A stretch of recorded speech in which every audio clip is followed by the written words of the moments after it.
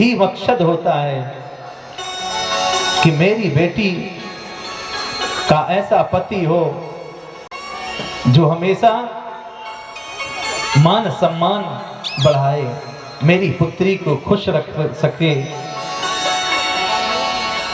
बस यही पिता चाहता है। तो वैसे ही हे पिता, हे परमात्मा, मैं भी एक पिता हूं और वो पुत्री का नाम है मति। और मति ही बुद्धि है, जिसने अपनी बुद्धि को संभाल कर रखा हो। पिता मां कह रहे हैं, मेरी मति मेरी बुद्धि आपके ही चरणों की दासी बनकर रहे।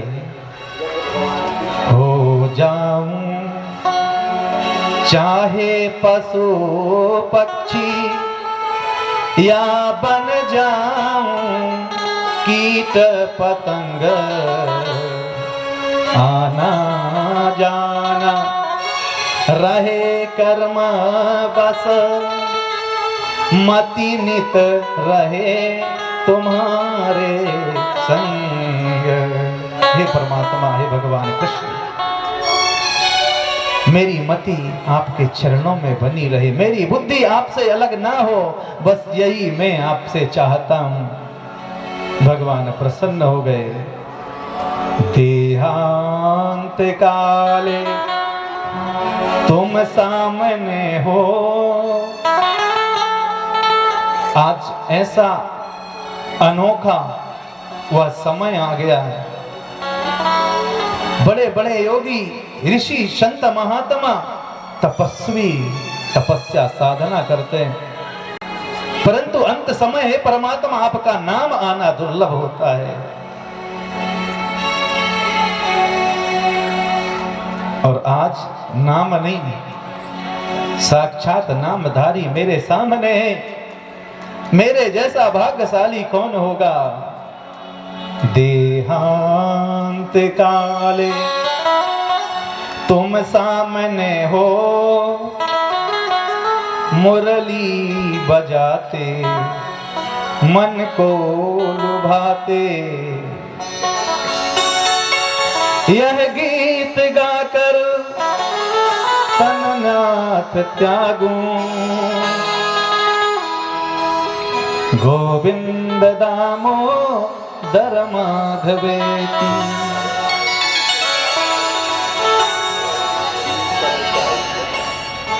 आज भीष्म का हृदय भक्ति भाव से भर गया। देह गेह की शुद्ध बुद्ध भूल गए। सारा दर्द, असहनीय पीड़ा सब भूल करके और वह आनंद से हृदय से विभोर हो करके और परमात्मा में समाहित हो गए हैं। बोलो भक्त वत्सल भगवान की जय। एक सुंदर भजन भाव से भगवान को समर्पित है। बोलो बांके बिहारी लाल की जय। श्री कृष्ण गोविंद हरे मुरारी, हे नाथ नारायण वासुदेव।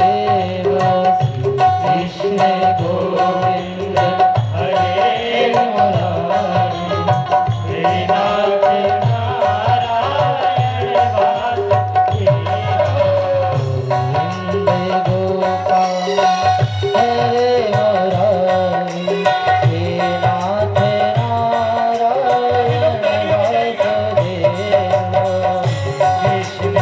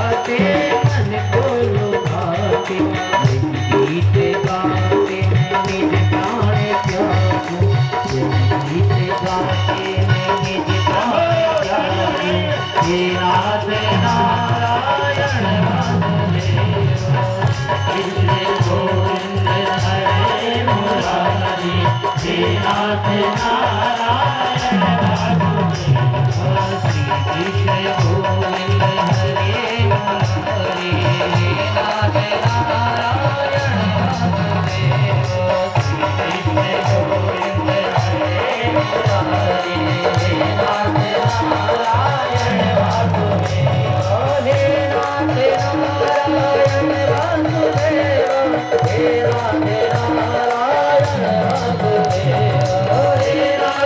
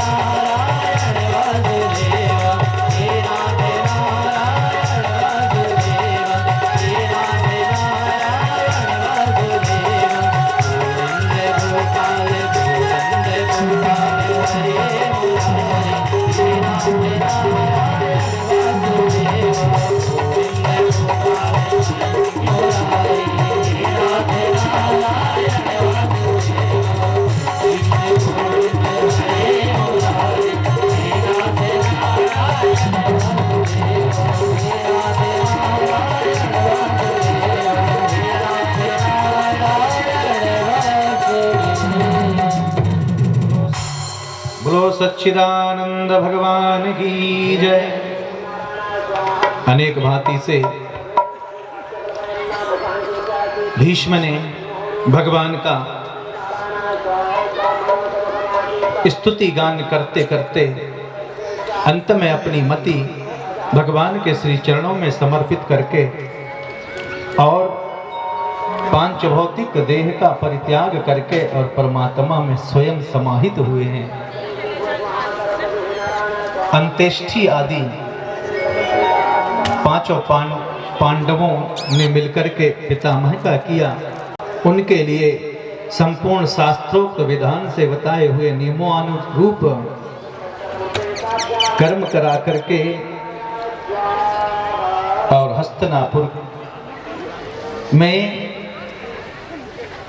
महाराज युधिष्ठिर के निमित्त राज तिलक की तैयारियां हुई और संपूर्ण प्रकार से विघ्न बाधाओं का निवारण करते हुए अंत में भगवान अपने पांडवों में धर्मराज को हस्तिनापुर नरेश घोषित होते ही आज पांडवों से विदा मांगने लगे। किसी का मन है नहीं कि द्वारिकाधीश को जाने के लिए किसी का मन कहे कि आप चले जाओ। आज भगवान जैसे ही जाने के लिए उद्यत हुए, माता कुंती सामने आ गई, कहने लगी बेटा आज तुम हमें छोड़कर जाने की जो बात कर रहे हो, कहां ये हमें ठीक नहीं लग रहा, मैं आपको नहीं जाने दे सकती। भगवान ने कहा अरे बुआ, अब और कौन सा कार्य शेष है जो मुझे रोकना चाहती हो? तो कहा कन्हैया तुम्हारे बिना अब एक पल भी रहा नहीं जाएगा, ऐसा आदत ऐसा स्वभाव बन गया है मेरा। भगवान कहते हैं बुआ यदि कुछ चाहती हो तो मांग लो, मैं देने को तैयार हूं। कुंती कहने लगी आज पहली बार तूने मांगने की बात कहा, तो मांगूंगी अवश्य। तो कुंती ने आज जैसे ही भगवान के समक्ष पहली बार ऐसा हुआ, जब भी कभी ध्यान आता कि ये साधारण बालक नहीं है, परमात्मा है, तो मन में भाव बन जाता कि प्रभु से मैं वार्तालाप करके कुछ मांगू। परंतु माया का ऐसा बंधन कि स्वार्थ के सिवा, अपनों के सिवा कुछ होता ही नहीं। आज वह प्रेम में विह्वल होकर के कुंती भगवान से कहने लगी यदि देना चाहते हो तो सारे संसार का दुख, संसार की सारी विपदाएं, आपत्तियां, कष्ट सब समेट करके हे कान्हा मेरी ओली पर, मेरी झोली पर डाल दो, बस यही चाहती हूं। भगवान कहने लगे बुआ अरे मांगना भी नहीं जानती आप, ये क्या मांग रही हो? अरे अभी अभी तो तुम्हारे दुखों के पहाड़ से तुम्हें मुक्ति मिली है, बड़े मुश्किल से, और आज फिर वही तुम मांगना चाहती हो। कहा ये दुख और कष्ट, आपदा विपदाएं, अब तो मेरी भी प्रतिज्ञा है, बहुत हो गया बुआ जी, बहुत वनवास में कष्ट झेल लिए, अब मैं कोई कष्ट ना होने दूंगा, कोई दुख नहीं होने दूंगा। अब आप लोगों को सुखी देखना चाहता हूं। तो कुंती कहती है कन्हैया आज ऐसा सुख मुझे बिल्कुल नहीं चाहिए जिससे कि तुम्हारा साथ हमसे छूट जाए। तुम हमसे दूर हो जाओ, हमें छोड़ करके दूर हो जाओ, ऐसा सुख मुझे नहीं चाहिए। सुख के माथे सिल पड़ो, जो हरि हृदय से जान, बलिहारी दुख आपनो, जो पल पल नाम रटाए। कम से कम आपकी याद तो बनी रहती है। अरे कन्हैया, आपकी कृपा मुझसे बढ़कर के और कभी किसी के ऊपर ना हुई, ये मैं मानती हूं। जितनी कृपा हे कन्हैया आपकी मेरे ऊपर है, उतनी तो आपकी माता देवकी पर भी आपने कृपा नहीं की। मेरे जैसा भाग्यशाली तो कुंती भी कहा, देवकी भी नहीं है। जो आज कुंती को प्राप्त हुआ वो देवकी को भी ना मिला। ये कितनी बड़ी कृपा है तुम्हारी मुझ पर। और कह रही हैं, बचपन से मेरे 5 बेटों के पिता की भी छत्र छाया ना रही, मात्र मैं अकेली अबला नारी उन छोटे छोटे 5 बेटों का लालन पालन करती। और उसी समय से उनके शत्रु, यहां तक कि लड्डुओं में जहर मिलाकर के मेरे बेटों को दिया गया। परंतु हे कन्हैया, उस समय भी आपने मेरे बेटों की रक्षा किया। जिनका कोई सहारा नहीं, उनके तुम सहारा हो। लाक्षा महल में मेरे पुत्रों को जलाने का प्रयास किया गया, उस समय भी आपने हमारी रक्षा की। जितने बार मेरे जीवन में, मेरे बेटों के जीवन में दुख और कष्ट का पहाड़ टूटा, उतने बार आप स्वयं आगे आकर के उनकी रक्षा किए, हमारा साथ दिए। और आज कह रहे हो कि मैं जाना चाहता हूं, तो मैं नहीं चाहती ऐसा सुख, ऐसा वैभव, ऐसी संपदा जिससे परमात्मा से दूर होना पड़े। हमें तो वही दुख दे दो जिस दुख तो रहता है, परंतु उस दुख के पीछे आप कन्हैया खड़े होकर के और रक्षा करते हैं। यही भगवान की वास्तविक लीला है। जब जब भी मानव के जीवन में दुख और कष्ट आता है तो परमात्मा मानव उस समय उसके सहायता करते हैं। और जैसे ही सुख संपदा आती है तो भगवान उससे दूर होने का प्रयास करते हैं कि अब यही सांसारिक मोह माया में यह जकड़ा रहे, क्योंकि जहां माया है वहां से भगवान दूर रहते हैं। आज कुंती ने यही भगवान से मांगा और कहने लगी, रामायण में भी भगवान राम और हनुमान जी के संवाद में यही भाव था कि भगवान ने पूछा था, सीता जब लंका में थी तो कहा कितनी दुखी होगी, बहुत बड़ी विपत्ति है उस मेरी जानकी के जीवन में। तो हनुमान जी ने सांत्वना दिया था, नहीं प्रभु, उन पर कोई आपत्ति विपत्ति नहीं है, कोई कष्ट नहीं है उन्हें। तो भगवान ने कहा था कैसे? तो हनुमान जी ने बड़ा सुंदर भाव प्रकट किया था। क्या कि हे भगवान, आप जिसे विपत्ति कह रहे हो वो विपत्ति नहीं है, बल्कि सबसे बड़ी विपत्ति है। कह हनुमंत पति प्रभु सोई, कह हनुमंत पति प्रभु